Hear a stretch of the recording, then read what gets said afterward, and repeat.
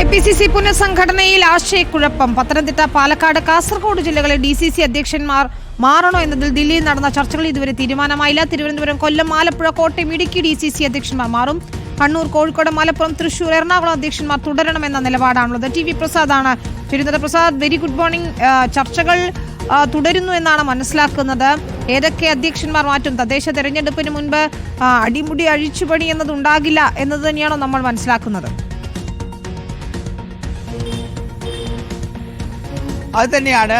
ദില്ലിയിലേക്ക് ചർച്ചയുമായി പോയപ്പോഴാണ് കൂടുതൽ ഒരു തർക്കങ്ങളിലേക്കും കാര്യങ്ങളിലേക്കൊക്കെ വന്നത്. അതായത് മിക്കവാറും എല്ലാ DCCകളിലും നേതൃമാറ്റം ഉണ്ടാകും എന്നുള്ളതാണ് പ്രധാനമായും നേരത്തെ ഉണ്ടായിരുന്ന ചർച്ചയെങ്കിൽ അതിൽ നിന്ന് വ്യത്യാസം വരുന്നു എന്നുള്ളതാണ് ഇതിലെ ഏറ്റവും പ്രധാനപ്പെട്ട കാര്യം. അതായത് മികച്ച പ്രവർത്തനം കാഴ്ചവെക്കുന്ന DCC ഭാരവാഹികളെ എന്തിനു മാറ്റണം എന്നുള്ളതാണ്, DCC അധ്യക്ഷന്മാർ എന്തിനു മാറണം എന്നുള്ളതാണ് പ്രധാനപ്പെട്ട ചില നേതാക്കൾ ഉന്നയിക്കുന്നത്. ഉദാഹരണത്തിന് കണ്ണൂരിൽ DCC അധ്യക്ഷനെ മാറ്റേണ്ടതില്ല എന്ന നിലപാടാണ് കെ സുധാകരൻ സ്വീകരിക്കുന്നത്. അതോടൊപ്പം തന്നെ കൊല്ലത്തെ ജില്ലാ അധ്യക്ഷനെ എന്തിനു മാറ്റണം, മികച്ച പെർഫോമൻസ് ആണ് എന്നുള്ളതാണ്.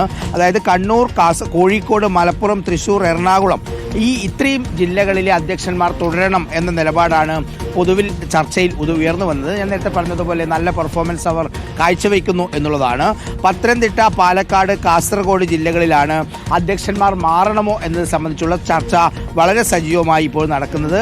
തിരുവനന്തപുരം, കൊല്ലം, ആലപ്പുഴ, കോട്ടയം, ഇടുക്കി DCC അധ്യക്ഷന്മാർ മാറുന്നതിനെ കുറിച്ച് ഏതാണ്ട് തീരുമാനമായി എന്നാണ് മനസ്സിലാക്കുന്നത്. എന്തായാലും വളരെ സജീവമായ ചർച്ച മുന്നോട്ട് പോകുന്നു. ഈ പറഞ്ഞതുപോലെ എല്ലാ അധ്യക്ഷന്മാരും മാറാനുള്ള സാധ്യത ഇല്ലതാനും. വിനീത, ശരി. ഏതായാലും പ്രസാദ്, കൂടുതൽ അപ്ഡേറ്റുകൾക്കായി എത്താം. ചർച്ചകൾ തുടരുന്നു എന്നാണ് മനസ്സിലാക്കുന്നത്. കെ സുധാകരൻ ഉൾപ്പെടെയുള്ളവർ പല അധ്യക്ഷന്മാർക്ക് വേണ്ടി വാദിക്കുന്നു എന്നതാണ് മനസ്സിലാക്കാനും കഴിയുന്നത്. ദില്ലിയിൽ ഏതായാലും ഇന്നും ചർച്ചകൾ തുടരും.